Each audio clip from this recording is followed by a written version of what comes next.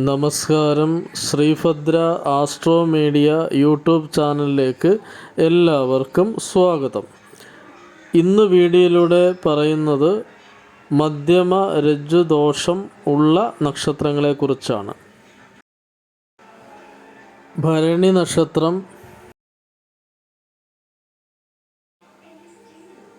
മകയിരം നക്ഷത്രം, പൂയം നക്ഷത്രം, പൂരം നക്ഷത്രം, ചിത്തിര നക്ഷത്രം, അനിഴം നക്ഷത്രം,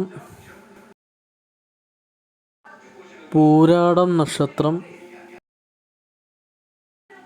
അവിട്ടം നക്ഷത്രം, ഉത്രട്ടാതി നക്ഷത്രം.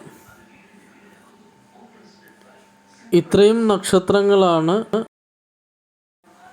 മധ്യമ രജ്ജുവിൽ വരുന്ന നക്ഷത്രം.